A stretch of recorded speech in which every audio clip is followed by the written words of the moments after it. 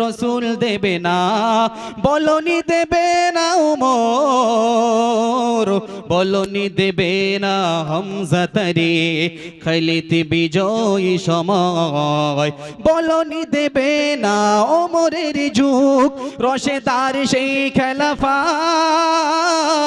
বলনি দেবে না আলোর সমাজ কেটে কেটে আধারি রাত, বলনি দেবে না ওমরের যুগ রশেদার সেই খেলাফত, বলনি দেবে না আলোর সমাজ কেটে কেটে আধারি রাত। প্রভু তুমি বলেছ কবু দেবে না, প্রভু তুমি বলেছ কবু দেবে না, বলনি দেবে না উমর, বলনি দেবে না হামজা তারে খালিদ বিজয়ী সময়। আল্লাহুম্মা সাল্লি আলা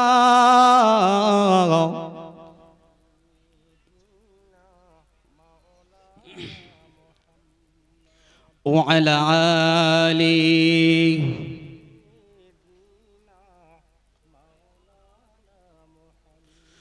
ও নবী তোমারি দিদার স্বপ্নের মাঝে তুমি দেখা দাও আমার, স্বপ্নের মাঝে তুমি দেখা দাও আমার। ও নবী তোমারি দিদার স্বপ্নের মাঝে তুমি দেখা দাও আমার, স্বপ্নের মাঝে তুমি দেখা দাও আমার। তুমি হলে নবীদের ইমাম, তাই সালাতের মাঝে করি কিয়াম। তুমি হলে নবীদের ইমাম, তাই সালাতের মাঝে করি কিয়াম।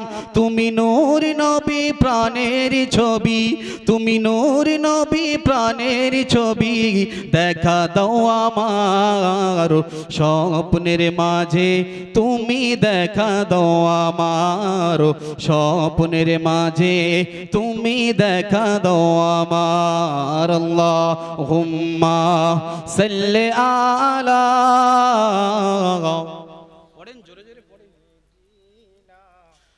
মাওলানা মুহাম্মদ ওয়া আলা আলিহি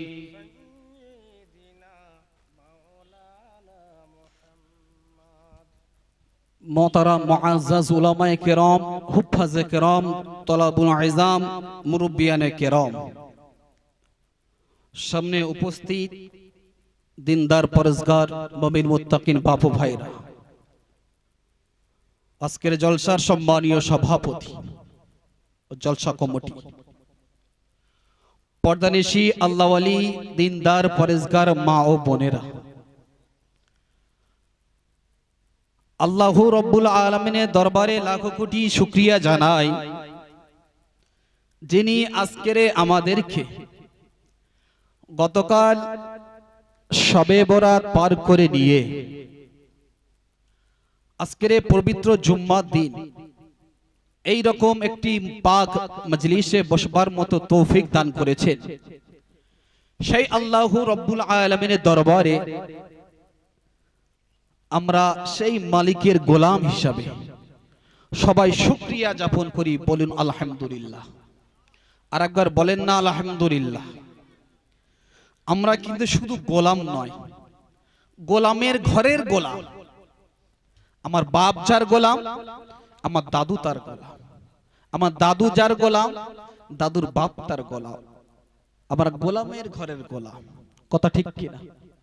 সেই আল্লাহ রব্বুল আলামিনের দরবারে গোলাম হয়ে মালিকের যত আমরা প্রশংসা করব, আল্লাহ রব্বুল আলামিন দেখুন, যদি কোনো গোলাম কোনো মালিকের প্রশংসা করে, সেই মালিক তার উপরে খুশি হয় না বেজার হয়? খুশি হয়।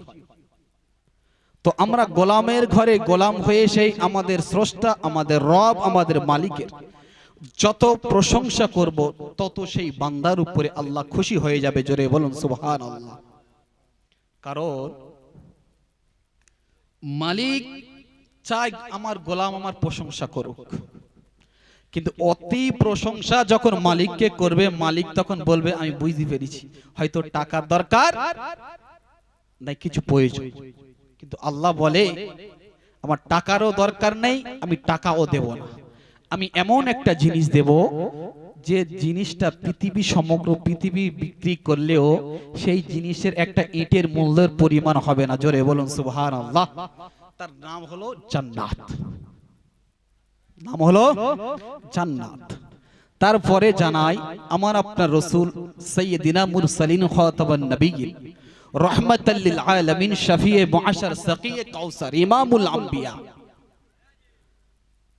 হুজুর পাক সাল্লাল্লাহু আলাইহি ওয়াসাল্লামের দরবারে লাখো কোটি দরুদ ও সালাম বর্ষিত হোক। সবাই বলি সাল্লাল্লাহু আলাইহি ওয়াসাল্লাম। বলেন না একবার সাল্লাল্লাহু আলাইহি ওয়াসাল্লাম। দেখুন আমরা ওয়াজ শুনে যাচ্ছি,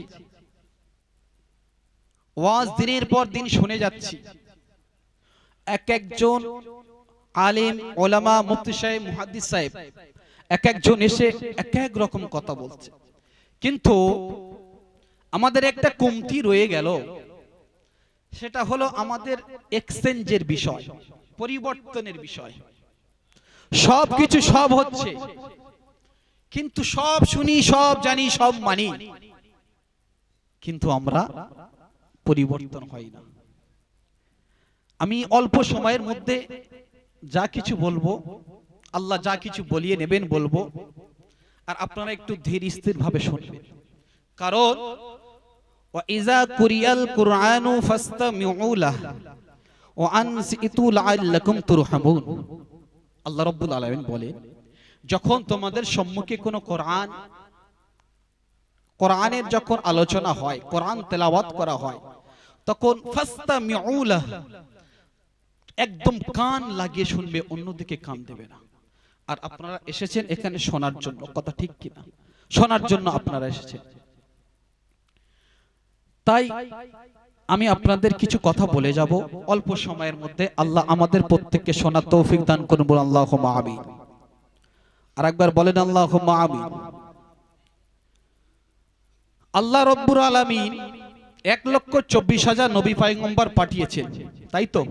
1,24,000। আমরা এমন একজন নবীর উম্মত হয়েছি যে নবীকে আল্লাহ রাব্বুল আলামিন 1,24,000 নবী পয়গম্বরদের সর্বপ্রথম আমার আপনার রাসূলকে আল্লাহ তৈরি করেছিলেন। জোরে বলুন সুবহানাল্লাহ। রাসূলকে নবুয়ত দেয়া হয়েছিল কবে? আমরা জানি 40 বছর বয়সে, তাই তো? জানি 40 বছর বয়সে রাসূলকে নবুয়ত দেয়া হয়েছিল। মজার বিষয় হলো মিশকাত শরীফের 5757 নম্বর হাদিস,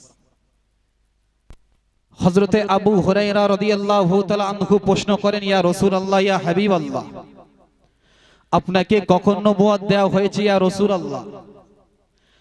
আল্লাহ রাসূল বলেন, মাতা ওয়াজাবাত লাকা নবুয়ত, আমাকে তখন নবুয়ত দেয়া হয়েছে। ও আদামু বাইনা রূহি ওয়াল জাসাদি, আদম আলাইহিস সালাতু ওয়াস সালামের যখন শরীরের মধ্যে যখন রূহকে দেওয়া হয়নি, তার আগে আমি রাসূল, আমাকে নবুয়ত দেয়া হয়েছে। জোরে বলুন সুবহানাল্লাহ। রাসূলকে কখন নবুয়ত দেয়া হয়েছে?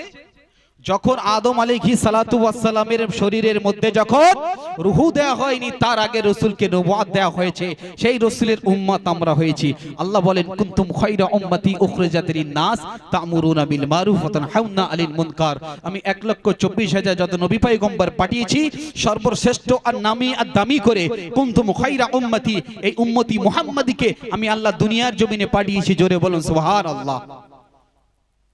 তাহলে বোঝা গেল নবীদের মধ্যে থেকে শ্রেষ্ঠ রাসূল, রাসূলের মধ্যে শ্রেষ্ঠ রাসূল, নবীদের মধ্যে শ্রেষ্ঠ রাসূল আমার আপনার রাসূল হাবিবুল্লাহ। জোরে বলুন সুবহানাল্লাহ। উম্মতের মধ্যে আমরা হলাম শ্রেষ্ঠ, আমরা হলাম নামী। আল্লাহ পাকের দয়ার জান্নাতে সর্বপ্রথম আমার আপনার রাসূল যাবেন। জোরে বলেন না সুবহানাল্লাহ। সর্বশেষে এসেছেন আর সর্ব আগে আল্লাহর জান্নাতে যাবেন। কিন্তু এই কথা যখন বললেন, সাথে সাথে সাহাবারা প্রশ্ন করলেন যে ইয়া রাসূলুল্লাহ, ইয়া হাবিবাল্লাহ, আপনি তো সর্বপ্রথম জান্নাতে যাবেন বুঝলাম, কিন্তু আমরা আপনার সাহাবা, আমরা কখন জান্নাতে যাব? আপনি তো আপনার কথা বলে গেলেন, কিন্তু আমরা কখন যাব? আমরা উম্মতরা আমরা কখন যাব? এই প্রশ্নটা সাহাবারা করে গেছেন দুনিয়ার জমিনে। রাসূল উত্তর দিলেন যে বাবা, আমি যেমন রাসূলদের মধ্যে সর্বপ্রথম সর্বশেষে এসে সর্বপ্রথম জান্নাতে যাব, ঠিক তেমনি ভাবে তোমরা উম্মতদের মধ্য থেকে সর্বশেষে এসেছো, সর্বপ্রথম আল্লাহ জান্নাতে যাবে। জোরে বলেন সুবহানাল্লাহ।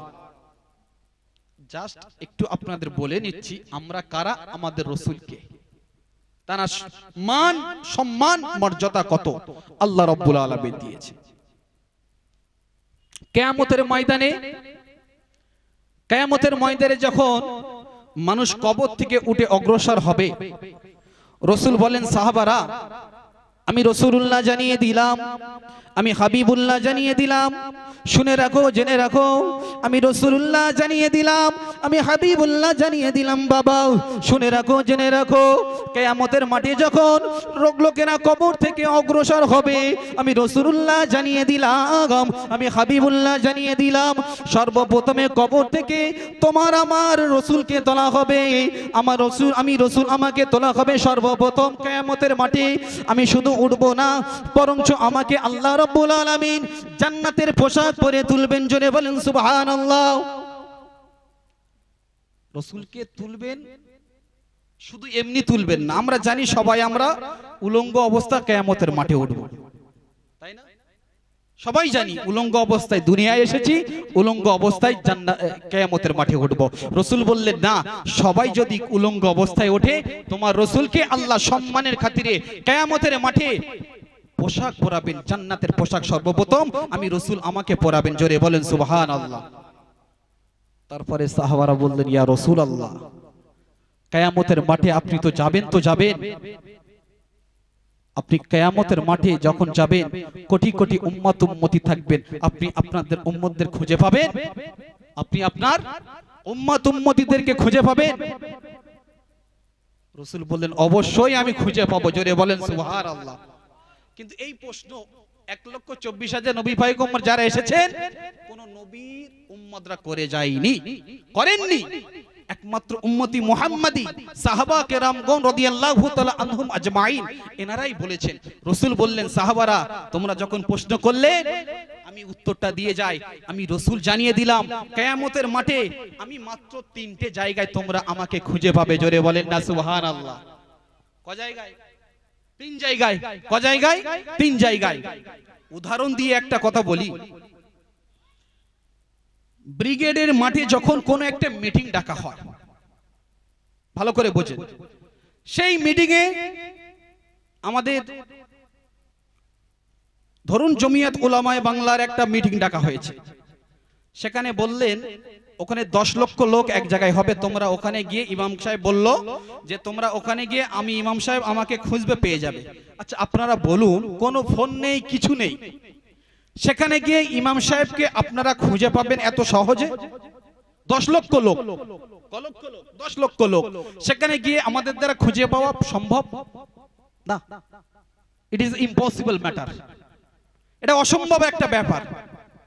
কারণ ইমাম সাহেব যদি বলে যেত যে মুসল্লিরা আমি অমুক হোটেলে থাকবো, অমুক গাছের নিচেই থাকবো, অমুক স্টেজের পাশে থাকবো, তাহলে আমরা 3 জায়গার মধ্যে এক জায়গায় পেয়ে যাব, কথা তাই তো? জি। রাসূল বললেন সাহাবারা শুনে রাখো, কোটি কোটি কোটি কোটি উম্মতি যখন কিয়ামতের মাঠে এক জায়গায় হবে, তখন আমি রাসূল জানিয়ে দিলাম তোমরা আমাকে খুঁজতে কষ্ট হবে, তবে 3 জায়গায় যাবে, আমি রাসূল জানিয়ে দিলাম ওই 3 জায়গায় আমি রাসূলুল্লাহ আমাকে তোমরা পেয়ে যাবেন। জোরে বলুন সুবহানাল্লাহ। ক জায়গার কথা? 3 জায়গায়। প্রথমবারে রাসূল বললেন আমি থাকবো মিজানের দাঁড়িপাল্লার কাছে, 1 নম্বর মিজানের দাঁড়িপাল্লার কাছে। 2 নম্বর ইয়া রাসূলুল্লাহ কোথায়? রাসূল বললেন আমি 2 নম্বর থাকবো পুলসিরাতের কাছে। 3 নম্বর কোথায় ইয়া রাসূলুল্লাহ? আল্লাহ রাসূল বললেন 3 নম্বর থাকবো হাউজে কাউসারের কাছে। ইয়া রাসূলুল্লাহ, ইয়া হাবিবাল্লাহ, আপনি মিজানে দাঁড়িপাল্লার কাছে কেন থাকবেন ইয়া রাসূলুল্লাহ ইয়া হাবিবাল্লাহ বলুন আপনি মিজানে দাঁড়িপাল্লার কাছে কেন থাকবেন?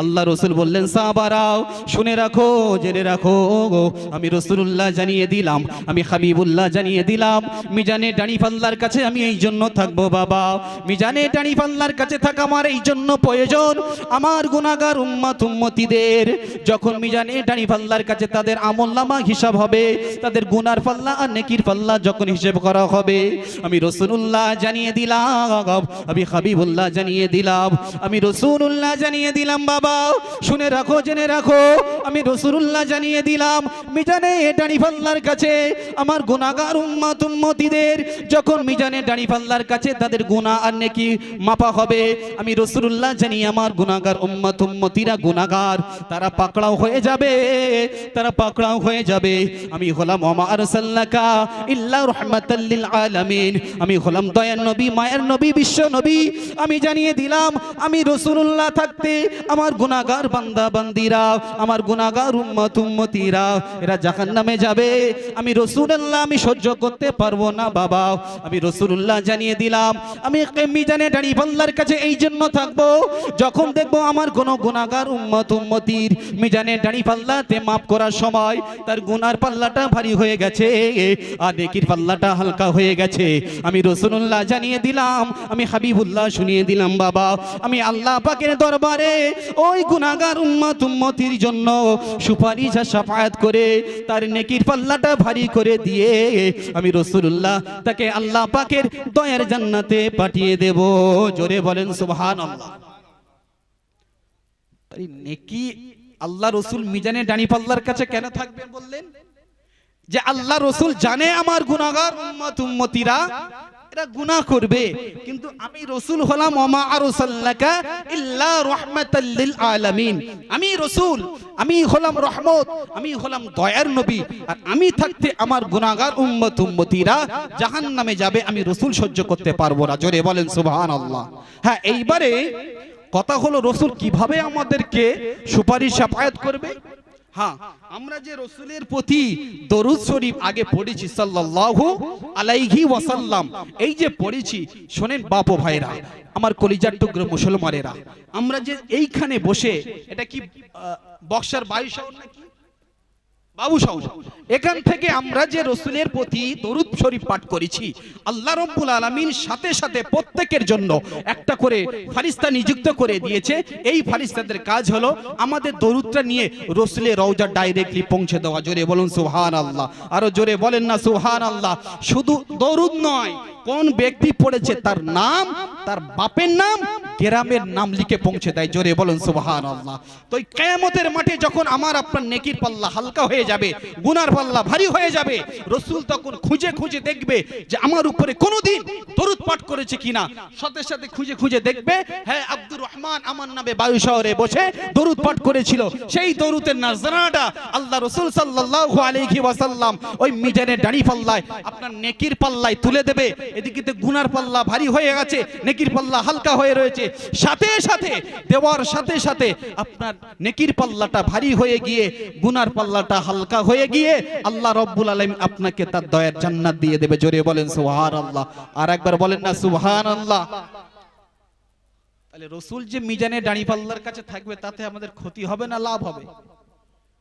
লাভ হবে দ্বিতীয় নম্বর রাসূলকে প্রশ্ন করা হলো ইয়া রাসূলুল্লাহ ইয়া হাবিবাল্লাহ আপনি বলুন বলুন বলুন আপনি কেন পুলসিরাতের কাছে থাকবেন আপনি পুলসিরাতের কাছে কেন থাকবেন ইয়া রাসূলুল্লাহ ইয়া হাবিবাল্লাহ আরো তো অনেক জায়গা আছে আপনি তো সেখানে থাকতে পারতেন রাসূলুল্লাহ সাল্লাল্লাহু আলাইহি ওয়াসাল্লাম বললেন বাবা শুনে রাখো জেনে রাখো আমি রাসূলুল্লাহ জানিয়ে দিলাম আমি হাবিবুল্লাহ জানিয়ে দিলাম আমি পুলসিরাতের কাছে এই জন্য থাকবো বাবা পুলসিরাত হলো এমন একটা রাস্তা পুলসিরাত হলো এমন একটা জায়গা যার ওপারে রয়েছে জান্নাত আর মাঝখানে রয়েছে জাহান্নাম পুলসিরাতের ওপারে জান্নাত মাঝখানে জাহান্নাম ধরুন হুগলি ব্রিজ জানেন হুগলি ব্রিজ হাওড়া ব্রিজ হাওড়া ব্রিজের ওপারে জান্নাত, মাঝখানে যে নদী রয়েছে ওটা হলো জাহান্নাম।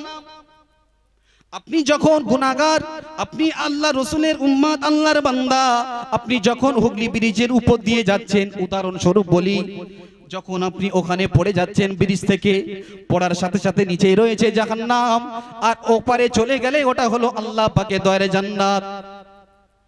আল্লাহ রসুল বলেন, সাহাবারা তোমরা শুনে রাখো, আমি আমার গুনাহগার উম্মত, আকবারু কাবাইরু, যারা গুনাহ কাবিরা করেছে আমি রসুল সুপারিশ আর শাফাত তাদের করব, সগীরা গুনাহ করেছে তারা আমার রহমত, আল্লাহর রহমতে পার হয়ে যাবে। জোরে বলেন সুবহানাল্লাহ। আকবারু কাবাইর, যারা বড় গুনাহ করেছে আমার শাফাত তাদের জন্য।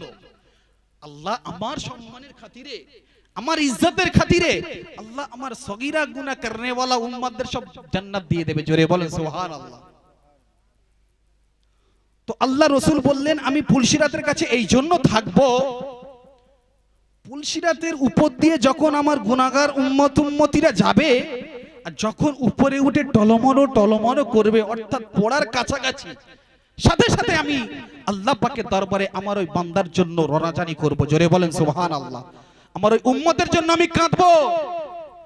আল্লাহ তখন বলবেন, ওয়ালা সাউফা ইউতিকা রাব্বুকা ফাতারদা, হে রাসূল তুমি খুশি তো আমি আল্লাহ খুশি। জোরে বলেন সুবহানাল্লাহ। যেটা চাও সেটা নাও, যেটা চাও সেটা নাও। জোরে বলেন না সুবহানাল্লাহ।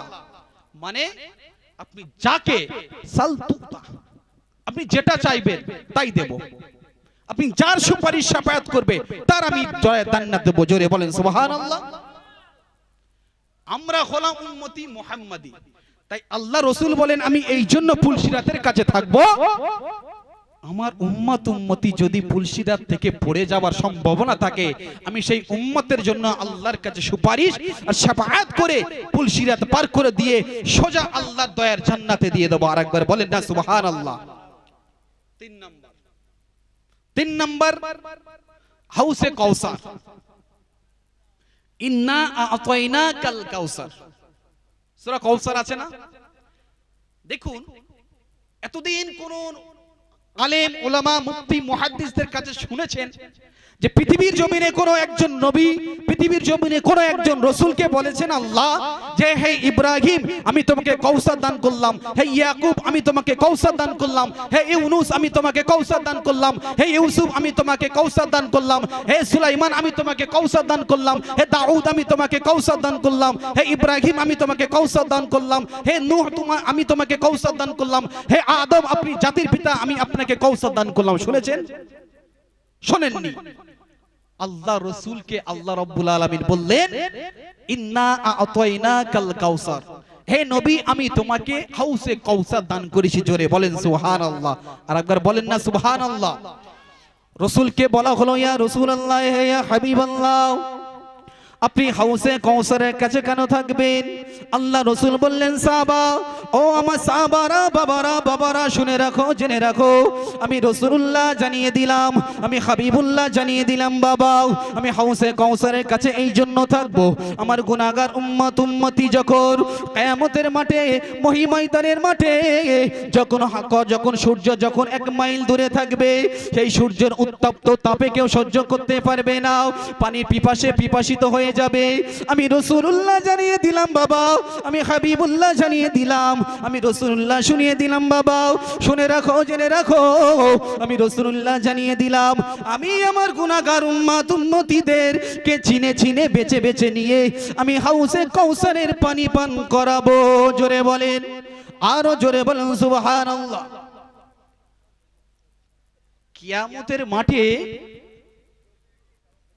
কিয়ামতের মাঠে আল্লাহ রাব্বুল আলামিন যখন বিচার শুরু করবে, তার আগে সূর্য থাকবে 1 মাইল, সূর্য 1 মাইল দূরে। সূর্য যখন 1 মাইল দূরে থাকবে, এখন 15 লক্ষ কোটি কিলোমিটার দূরে সূর্য রয়েছে, তাই তার তাপ, তার উত্তপ্ত যে আলো কিরণ আমরা সহ্য করতে পারি না। 1 মাইল যখন দূরে আসবে তখন মনে হচ্ছে আমরা নিশ্চিন্তায় সহ্য করে নেব, নাকি? সম্ভব আমাদের দ্বারা সহ্য করা? সম্ভব নয়। আল্লাহ রসুল বলেন সেই সময় মানুষ যখন পানির পিপাসাতে পাগল হয়ে যাবে, আমি রসুল তখন আমার গুনাহগার উম্মতিদেরকে বেছে বেছে আর চিনে চিনে নিয়ে আমি হাউসের কাউসারে পানি পান করাবো। আর এই হাউসে কাউসারের পানি যখন একবার পান করবে, কেউ যদি জীবনে একবার পান করতে পারে, আমি রাসূলুল্লাহ জানিয়ে দিলাম, আমি হাবিবুল্লাহ শুনিয়ে দিলাম, তারা জীবনে কোনোদিন আর পানির পিপাসা লাগবে না। জোরে বলেন সুবহানাল্লাহ।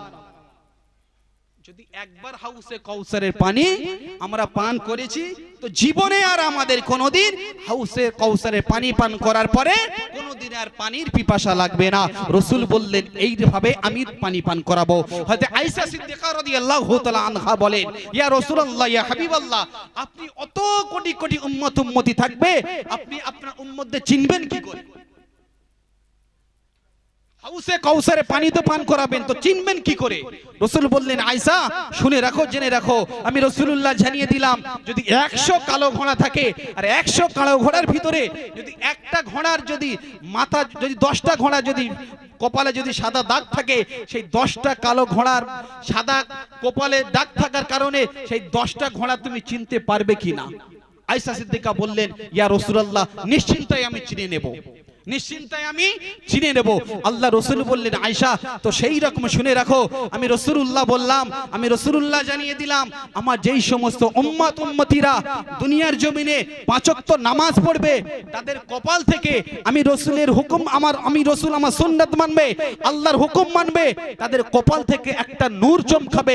আমি ওই নূর চমকানো দেখে আমি আমার উম্মতদেরকে বেছে বেছে নিয়ে হাউসে কাউসারে পানি পান করাবো। জোরে বলেন সুবহানাল্লাহ।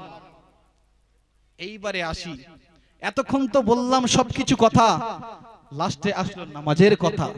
নামাজ বড্ড বড় ভারী জিনিস, নামাজ মুসলমানের কাছে বড্ড ভারী জিনিস। মাত্র 5 ওয়াক্ত নামাজ। হযরতে মূসা আলাইহিস সালাতু ওয়াস সালামের সাথে মিরাজে যখন রাসূলের সাথে দেখা হলো, 50 ওয়াক্ত নামাজ আল্লাহ রাসূলকে দিয়েছিলেন। কত? 50 ওয়াক্ত। মূসা আলাইহিস সালাতু ওয়াস সালামের সাথে দেখা হয়েছে বলে বেঁচে গেছি।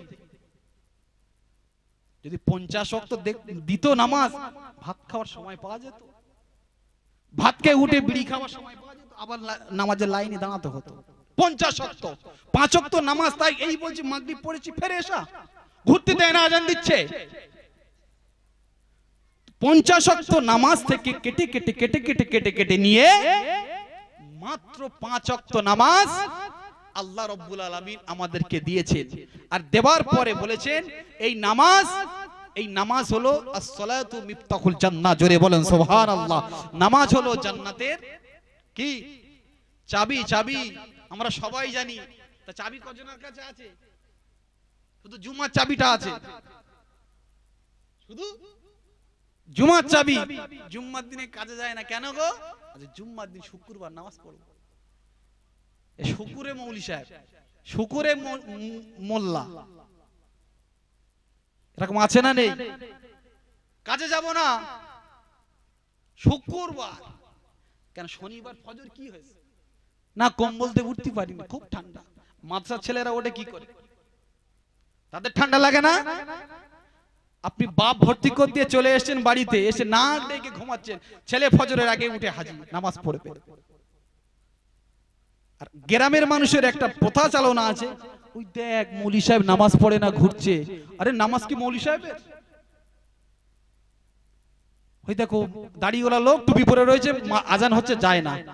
এ মুসলমান, সে মুসলমান, কি পার্থক্য? ডিফারেন্স কি? তোমার উপর নামাজ ফরজ, তার উপর নামাজ ফরজ। ও মুখে দাড়ি মাথায় টুপি আছে বলে দায়িত্ব ওর, বলে কি না? আমাদের উপরে নামাজ সবার জন্য ফরজ। ইন্নাস সালাতা কানাত আলাল মুমিনিনা কিতাবাও মাওকুতা। আল্লাহ রাব্বুল আলামিন মুমিন মুসলমানদের 5 ওয়াক্ত নামাজ ফরজ করেছে সবার উপর, বালেগ মুসলমান নরনারীর উপরে। নামাজ হলো জান্নাতের চাবি। রাসূল বলে গেছে, আমার সুপারিশ চাও, আমার শাফাআত চাও, 5 ওয়াক্ত নামাজ পড়ো। আর নামাজ হলো কিয়ামতের মাঠে আল্লাহ সর্বপ্রথমে এই নামাজের হিসাব নেবে। নামাজ যা ছাড়, তার সমস্ত রকম হিসাব নিকাশ থেকে ছাড়। জোরে বলেন সুবহানাল্লাহ। আপনার নামাজ ক্লিয়ার তো সব ক্লিয়ার। আল্লাহ দেখবেন যে বান্দা জীবনে নামাজ পড়েছে কি, বান্দা জীবনে রোজা রেখেছে কি, ফরজ হুকুম পালন করেছে কি। এর নামাজ ছাড় তো সব ছাড়। তাই আমাদের নামাজ পড়ার দরকার আছে না? না। মাইয়াত রয়েছে সামনে, এটা হয় মাইয়াত সামনে রয়েছে, আপনার জানাজা পড়ার জন্য হাজারো লোক দাঁড়িয়ে রয়েছে, মসজিদে জামাত হচ্ছে মাত্র 50 জন লোক, কথা ঠিক কিনা? হয় কিনা? হয়। এই যে আমাদের শবে বরাত চলে গেছে, লাইলাতুম মিন নিসফি শাবান, শাবান মাসের মধ্য রজনী চলে গেছে। আল্লাহ রাসূল সাল্লাল্লাহু আলাইহি ওয়াসাল্লাম বলেন, বছরে 5টা দিন এমন আছে, বছরে 5টা দিন এমন আছে যেই দিনে লা তারুদ্দু দুআ, দোয়া ফিরানো হয় না। জোরে বলেন সুবহানাল্লাহ। সেই রাতের ভিতরে একটা রাত হলো শবে বরাতের রাত, একটা হলো জুমার রাত। জুমার রাতও পেলাম গতকাল, গতকাল জুমার রাত ছিল না। আল্লাহ রাসূল বলেন, মা মিন মুসলিমিন ইয়ামুতু লাইলাতান ইয়ামুতু ইয়াউমাল জুমআ আও লাইলাতাল জুমআ ইল্লা ওয়াকাল্লাহু ফিতনাতুল কবর। রাসূল সাল্লাল্লাহু আলাইহি ওয়াসাল্লাম বলেন, যে ব্যক্তি জুম্মার রাত্রে বেলা অথবা জুম্মার দিনে মৃত্যুবরণ করবে, আল্লাহ রাব্বুল আলামিন কিয়ামত পর্যন্ত তার কবরে আযাব নাজাত করে দেবে। জোরে বলেন সুবহানাল্লাহ। কি বললাম? জুম্মার দিন অথবা জুম্মার রাত্রে বেলা যদি কেউ মৃত্যুবরণ করে, আল্লাহ রাব্বুল আলামিন তার কবরের আযাব কিয়ামত পর্যন্ত maaf করে দেবে। ওই জুম্মার দিন গতকাল গেল, শবে বরাত গেল। রাসূল বলেন 5টা দিন 5টা রাত এমন আছে যে রাতে সরাসরি আল্লাহ প্রথম আসমানে অগ্রসর হয়, প্রথম আসমানে আল্লাহ কুদরতি অবস্থায় নেমে আসেন। জোরে বলেন সুবহানাল্লাহ।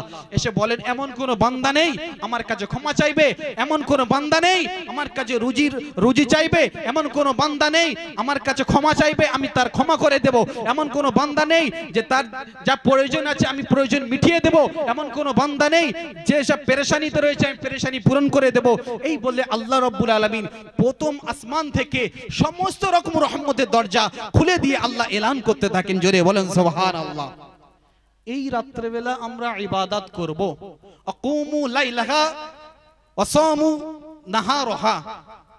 রাতে বেলা আমরা ইবাদত করব, দিনের বেলা রোজা করব। আজকের রোজা, গতকাল রাতে ইবাদত নামাজ। এক শ্রেণীর লোক উঠেছে বলছে এটা বেদাত, এটা বেদাত, এটা জয়ীফ হাদিস। আচ্ছা, আপনারা জ্ঞানী মানুষ, শিক্ষিত সমাজের মানুষ, আপনাদের কাছে আমি একটা কথা বলে যাই, রাসূলের কথা কি কমজোর আছে? রাসূল মুখ থেকে এমন কোন কথা বলেছে যেটা কমজোর? এরকম কোন কথা বলেছে? কথা বলেন। আল্লাহ রাসূল একটা কথা বলে গেছেন, হাদিস বলে গেছেন, হাদিসটা কি কমজোর? কমজোর? কমজোর নয়। তাহলে হাদিসকে আমরা কমজোর কেন বলবো? এটা জয়ীফ হাদিস, এটা সহিহ হাদিস। আচ্ছা, হাদিস কয় প্রকার জানেন? হাদিস কয় প্রকার জানেন? শুনেছেন? শুনেছেন হাদিস কয় প্রকার? হাদিস হলো 3 প্রকার। হাদিস কয় প্রকার? হাদিস 3 প্রকার, ভালো করে শুনে নেন। একটা হলো ফাইলি হাদিস, একটা কওলি, একটা তাকরিরি। 1 নম্বর ফাইলি হাদিস, 2 নম্বর কওলি হাদিস, 3 নম্বর তাকরিরি হাদিস। এই হাদিস 3 প্রকার।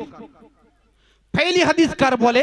যেটা রাসূল বলেছেন এবং করেছেন। ফাইল মানে কাজ, রাসূল বলেছেন এবং করেছেন, তার নাম হলো ফাইলি হাদিস।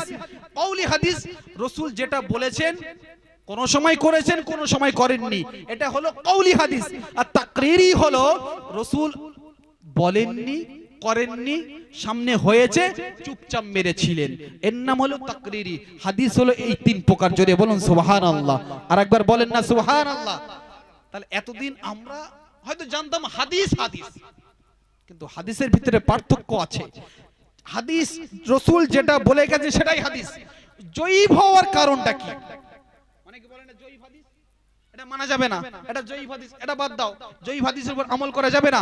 আরে জয়ীফ হয়তো একমাত্র রাবীর কারণে, যারা না বর্ণনা করেছে তাদের ভিতরে কারোর একজনের ভুল আছে, তাই হাদিসটা জয়ীফ। কিন্তু হাদিসটা বর্ণনাকারীর মাধ্যমে জয়ীফ হয়েছে, কিন্তু হাদিস জয়ীফ নয়, হাদিস সঠিক। জোরে বলুন সুবহানাল্লাহ। তাই আমরা যে শবে বরাতের নামাজ পড়ি, শবে বরাতে রোজা রাখি, এটা জয়ীফ হাদিস হলেও আল্লাহ রাসূলের হাদিস অনুযায়ী আমরা চলি। জোরে বলেন সুবহানাল্লাহ। বুঝা গেছে? হাদিস কোনোদিন কমজোর হয় না, রাবীর কারণে কমজোর। রাসূল বলেছেন রাতে বেলা যদি রোজার দিনে রাতে যদি ইবাদত করে আমার কোন উম্মত রাতের বেলা যদি ইবাদত করে আর দিনের বেলা যদি রোজা করে, আমি রাসূল জানিয়ে দিলাম তার জাহান্নামের আগুন তার স্পর্শ করবে না। জোরে বলেন সুবহানাল্লাহ। জাহান্নামের আগুন স্পর্শ করবে না, অর্থাৎ সে আল্লাহ পাকের দয়ার জান্নাতে যাবে। আর আমরা হলাম উম্মতি মুহাম্মাদি, আমরা প্রত্যেককে জান্নাতি। জোরে বলেন সুবহানাল্লাহ। আমরা প্রত্যেককে জান্নাতি, কুল্লু উম্মতি ইয়াদখুলুনাল জান্নাহ। আমরা উম্মতি মুহাম্মাদি, প্রত্যেককে জান্নাতি জান্নাতি জান্নাতি। জোরে বলেন সুবহানাল্লাহ। তারপরে বলছেন রাসূলুল্লাহ ইল্লা আবা, যারা আমরা তো উম্মতি মুহাম্মাদি, কিন্তু রাসূলের পর থেকে যতজন দুনিয়ার জমিনে এসেছে সবাই কিন্তু উম্মতি মুহাম্মাদি, তারাই যারা রাসূলকে মেনেছে। ইল্লা আবা, রাসূল বলেছেন আমাকে যারা মানেনি তারা ছাড়া সবাই জান্নাতে যাবেই যাবে। হযরত উসমান রাদিয়াল্লাহু তাআলা আনহু বর্ণনা করেন, লা ইলাহা ইল্লাল্লাহু হারামাল্লাহু আলান নার, যারা একবার অন্তর থেকে মেনে নিয়েছে, দিল থেকে মেনে নিয়েছে লা ইলাহা ইল্লাল্লাহ, নেই কোনো মাবুদ আল্লাহ ছাড়া, হারামাল্লাহু আলান নার, জাহান্নামের আগুন তাদের জন্য চিরতরে হারাম হয়ে যাবে। জোরে বলেন সুবহানাল্লাহ। আচ্ছা, আমরা লা ইলাহা মানি তো? লা ইলাহা ইল্লাল্লাহ মানি তো? লা ইলাহা ইল্লাল্লাহ মুহাম্মাদুর রাসূলুল্লাহ, এটা আমরা সবাই মানি। এটা কখন লেখা হয়েছে জানেন? আদম আলাইহিস সালাতু ওয়াস সালামকে যখন রূহ দেওয়া হলো, আদম আলাইহিস সালাতু ওয়াস সালামকে যখন জিন্দা করা হলো, চোখ খুললেন, চোখ খোলার সাথে সাথে আরশে আজিমে স্বর্ণ অক্ষরে একটাই লেখা দেখতে পেলেন, লা ইলাহা ইল্লাল্লাহু মুহাম্মাদুর রাসূলুল্লাহ। জোরে বলেন সুবহানাল্লাহ। কলমাটা কোথায় লেখা? আরশে আজিমের গায়ে। যখন আদম আলাইহিস সালাতু ওয়াস সালামকে শয়তান চক্রান্ত করে দুনিয়ার জমিনে আনলেন, জাবালে রহমত পাহাড়ে হযরত আদম আলাইহিস সালাতু ওয়াস সালাম, হাওয়া আলাইহিস সালাতু ওয়াস সালাম যখন এক জায়গায় হলেন, তার আগে এত কান্নাকান্নি করেছে, কোনদিন আল্লাহ দোয়া কবুল করে নাই। যখন রাসূলের যখন ওসিলা দিলেন যে ইয়া আল্লাহ রাব্বুল আলামিন, আমি তো চোখ খোলার সাথে সাথে আপনার নামের পাশে আরেকজনের নাম দেখতে পেয়েছিলাম, তো তার নামের ওসিলায় হলে আপনি আমার দোয়াকে কবুল করে নেন। আদম আলাইহিস সালাতু ওয়াস সালামের এই দোয়া করতে দেরি, আল্লাহ রাব্বুল আলামিন দোয়া কবুল করতে দেরি করলেন না। জোরে বলেন সুবহানাল্লাহ। তো আদম আলাইহিস সালাতু ওয়াস সালাম, হাওয়া আলাইহিস সালাতু ওয়াস সালামের বিবাহ হয়েছিল না হয়নি? হয়েছিল। দেন মোহর কি ছিল বলেন তো? লাখখানেক টাকা মনে হচ্ছে সর্বপ্রথম বিয়ে করেছিল, অনেক আগেকার বিয়ের কথা। আল্লাহ বললেন, আদম যখন হাওয়া আলাইহিস সালাতু ওয়াস সালামের কাছে যাচ্ছিলেন, আল্লাহ বললেন স্টপ, দাঁড়াও, কোথায় যাচ্ছ? দেন মোহরটা দাও। কি দাও? দেন মোহরটা দাও। আল্লাহ, টাকা কোথায় পাবো? আমার কাছে তো কিছু নাই, আমি দেন মোহর দেবো কোথা থেকে? দেন মোহর টাকা লাগবে না, পয়সা লাগবে না, সোনা লাগবে না, রূপো লাগবে না, আমার বন্ধুর উপরে, হাবিবের উপরে দরুদ পাঠ করো। জোরে বলেন সুবহানাল্লাহ। ওতেই তোমার দেন মোহর। বলেন না সুবহানাল্লাহ। সেই নবীর উম্মত আমরা, সেই নবীর উম্মত আমরা, আমরা উম্মতি মুহাম্মাদি। আমাদের দাম, আমাদের মান, আমাদের ইজ্জত আল্লাহ এত দিয়েছে, শেষে এসে প্রথমে জান্নাতে যাব। জোরে বলেন না সুবহানাল্লাহ। বুঝতে পারছেন বিষয়টা? উম্মতি মুহাম্মাদি আমরা, আমাদের দাম, আমাদের মান, আমাদের ইজ্জত অনেক। অন্যান্য নবীর উম্মতিদের যখন জাহান্নামে নিয়ে যাবে, হাতে দড়ি, পায়ে বেড়ি, গলায় দড়ি, গলায় শিকল দিয়ে টানতে টানতে নিয়ে যাবে। উম্মতি মুহাম্মাদি জাহান্নামে যাবে, তাও সসম্মানে যাবে। আল্লাহ রাসূল বলেন যে কিয়ামতের দিনে যখন আমার উম্মতরা জাহান্নামে যখন যাবে, জাহান্নামের আগুন যখন তাদের দিকে অগ্রসর হবে, তারা যখন আমার নাম নেবে, আমার নাম যখন তারা মুখ থেকে নেবে, জাহান্নামের আগুন তাদের ধারে পারে স্পর্শ করবে না। জোরে বলেন সুবহানাল্লাহ। তখন ফেরেশতারা বলবে যে তোমরা কোন নবীর উম্মত, জাহান্নামের আগুন তোমাদের ধারে বাড়ে যায় না? এমন একটা নবীর নাম নিচ্ছ, সাথে সাথে আগুন ধরে চলে যাচ্ছে। তখন বলবে আমরা উম্মতি মুহাম্মাদি। জোরে বলেন সুবহানাল্লাহ। তো আমরা উম্মতি মুহাম্মাদি, আমাদের অনেক নাম, অনেক দাম। সামনে আগামী রমজান আসছে, এই যে রমজান মাসে লাইলাতুল কদর, লাইলাতুল কদর আছে না? 26 তারিখ দিবাগত রাত বা তার পর থেকে 20 তারিখের পর থেকে বিজয়ের যে রাতগুলো লাইলাতুল কদরের রাত, এক রাত যদি আমরা ইবাদত করতে পারি, লাইলাতুল কদর যদি পেয়ে যাই, 83 বছর 82 বছর ইবাদত করা সওয়াব আল্লাহ আমার আপনার নামায় আমল লিখে দেবে। জোরে বলেন সুবহানাল্লাহ। আর রোজা শুরু থেকে নিয়ে শেষ পর্যন্ত আউয়ালুহু ইলা আখিরি খরাজা মিন যুনুবিহি কায়াউমিহি ওয়ালাদাতুহু উম্মুহু। যদি আল্লাহ রাসূল বলেন, যদি কোন আমার উম্মত উম্মতি আউয়ালুহু ইলা আখিরি খরাজা মিন যুনুবিহি কা উম্মুহু ওয়ালাদাতুহু উম্মুহু, আমার যদি কোন উম্মত উম্মতি শেষ থেকে নিয়ে শুরু থেকে নিয়ে শেষ পর্যন্ত রোজা করে, আমি রাসূল জানিয়ে দিলাম সে মায়ের পেট থেকে যেমন বেগুনাহ হয়ে এসেছিল তেমনি বেগুনাহ মাসুম হয়ে যাবে। জোরে বলেন সুবহানাল্লাহ। 30টা রোজা আমরা করি তো? 30টা রোজা করার ফজিলত আছে তো? আল্লাহ রাসূল বলেছেন যে আস-সাওমু লি ওয়া আনা আজিজি বিহি। আল্লাহ বলেন যে রোজা আমার, এই রোজার বদলা আমি আল্লাহ নিজে দিয়ে থাকি। জোরে বলেন সুবহানাল্লাহ। আর রোজার বদলা মানে আমার যদি কোনো বান্দা বান্দি যদি রোজা অবস্থায় মারা যায়, তাকে আমি আল্লাহ শহীদানে সওয়াব দিয়ে থাকি। জোরে বলেন সুবহানাল্লাহ। কারণ রোজা আমরা করি একমাত্র আল্লাহর জন্য। রোজা কোনোদিন কারোর লোক দেখানো আমরা করি না, একমাত্র রোজা আমরা করি আল্লাহর জন্য।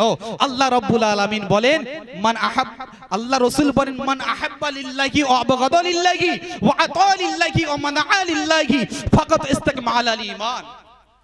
যা কিছু করবে আমি আল্লাহ আমার জন্য করবে, আমার জন্য যে আমল করবে আমি আল্লাহ রাব্বুল আলামিন সেই আমলকে কবুল করে নেব। জোরে বলেন সুবহানাল্লাহ। লোক দেখানো আমল করবে তো ও আমল আমার দরবারে কোনোদিন কবুল হবে না। আমার জন্য যে আমল করবে ছোট হলে হো। আন আয়েশা রাদিয়াল্লাহু তাআলা আনহা قالت আহাব্বুল আমালি ইলাল্লাহি আদআমুহা ওয়া ইন কাল্লা। ছোট আমল যদি হয়, সেটা যদি নিয়মিত হয়, আল্লাহ রাব্বুল আলামিনের কাছে সেই আমল পছন্দনীয়। জোরে বলেন না সুবহানাল্লাহ। আমরা নামাজের পরে অনেকে সুবহানাল্লাহ বলি, অনেকে আলহামদুলিল্লাহ বলি, অনেকে আল্লাহু আকবার বলি। এক একজনের এক একটা আমল আছে না নেই? আছে। এটা যদি নিয়মিত হয়, রাসূল বলেন এই আমলটা আল্লাহর কাছে সবথেকে বেশি পছন্দনীয় আমল। জোরে বলেন সুবহানাল্লাহ। দেখুন আমরা যে যাই করি আমাদের একটাই উদ্দেশ্য আল্লাহকে খুশি করা। আমাদের একটাই উদ্দেশ্য, সেটা হলো জান্নাতে যাওয়া।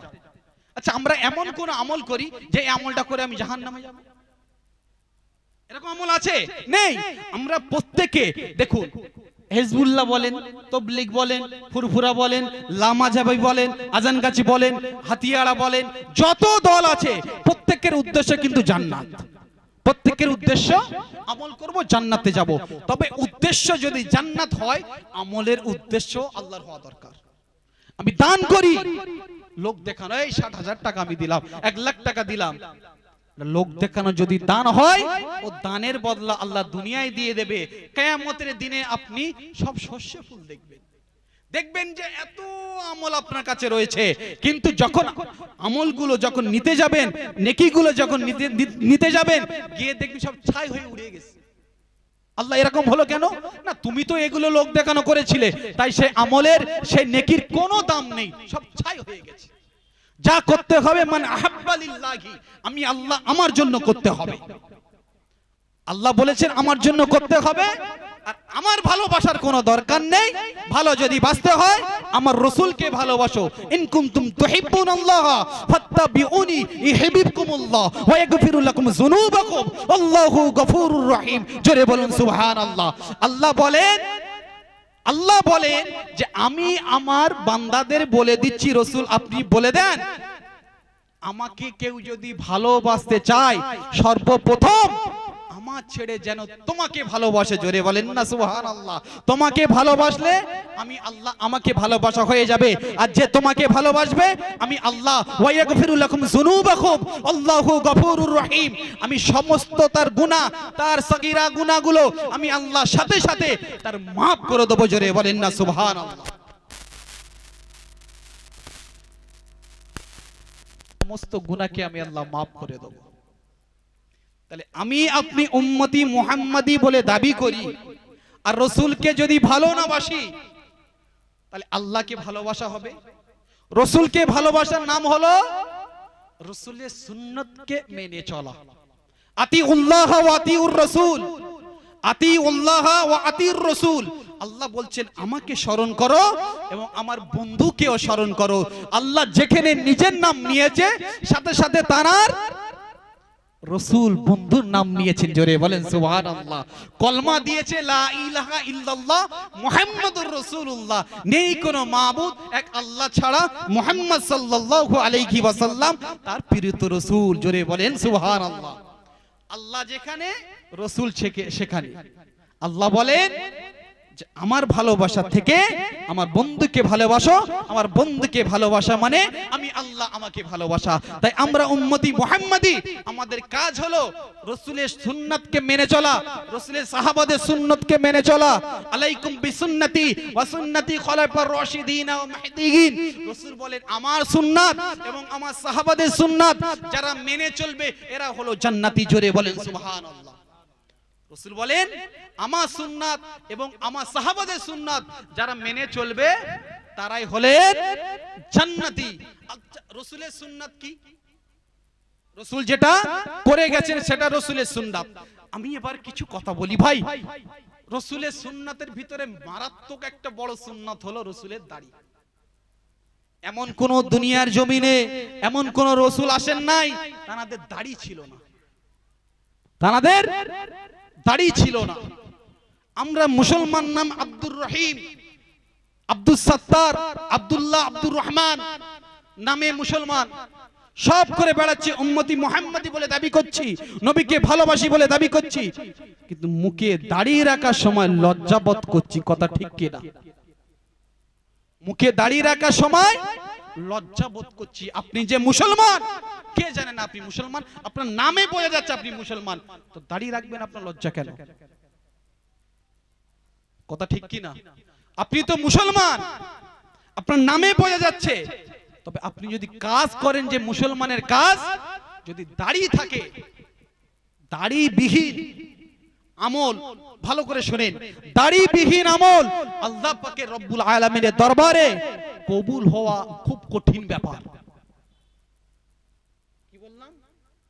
দাড়িবিহীন আমল আল্লাহর কাছে কবুল হওয়া কঠিন ব্যাপার। যেমন নদী মেশিন দিয়ে ছেঁচে পানি তোলা সম্ভব নয়, তেমনি দাড়িবিহীন আমল আল্লাহর কাছে কবুল করা সম্ভব নয়। বোঝা গেল? হাদিস পাকের মধ্যে এসেছে, ফিকে হানাফির মতে দাড়ি রাখা হলো ওয়াজিব। দাড়ি রাখা ওয়াজিব। দাড়ি আমার আপনার মুসলমান আমরা, আমাদেরকে প্রত্যেককে দাড়ি, বিশেষ করে সুন্নাতের ভিতর থেকে আল্লাহ রাসূল বলেছেন কেউ যদি একটা সুন্নাত, আমার একটা সুন্নাত যদি আঁকড়ে ধরে মরতে পারে তার 100 শহীদানের সওয়াব দেওয়া থাকবে। জোরে বলেন সুবহানাল্লাহ। আরেকবার বলেন না সুবহানাল্লাহ। 100 শহীদানের সওয়াব আল্লাহ রাব্বুল আলামিন তার নামায়ে আমলে দেবে। আমার মুখে দাড়ি নিয়ে আমি যদি কবরে যেতে পারি, আল্লাহ রাব্বুল আলামিন আমাদের 100 শহীদানের সওয়াব দান করবেন। জোরে বলেন সুবহানাল্লাহ। আরেকবার বলেন না সুবহানাল্লাহ। হুজুর চলে এসেছেন, আপনারা জানেন খ্যাতনামা ওয়াইজিন জনাব মাওলানা মোহাম্মদ মশিউর রহমান সাহেব। হুজুর অনেক দিন থেকে ওয়াজ করছে নাকি? তখন আমাদের জন্ম হয়নি, হুজুর ওয়াজ করছে। এই সাততলা জাহাজ মনে আছে? বাদামের খোলা হুজুরের ওয়াজ, সেই আমি ছোট থেকে দেখছি হুজুর এইরকম ভিডিও দেখতাম। তা আল্লাহ পাক রব্বুল আলামিন হুজুরকে আমাদের সামনে এনেছেন। হুজুর ওয়াজ নসিহত করবেন, আপনারা ধীর স্থির ভাবে শ্রবণ করবেন, আপনারা আমার জন্য দোয়া করবেন। আল্লাহ যেন আমাকে দিনের জন্য কবুল করেন, আমার শরীরকে সুস্থ রাখেন। আমিও আপনাদের জন্য দোয়া করব। আসসালামু আলাইকুম ওয়া রাহমাতুল্লাহি ওয়া বারাকাতুহু।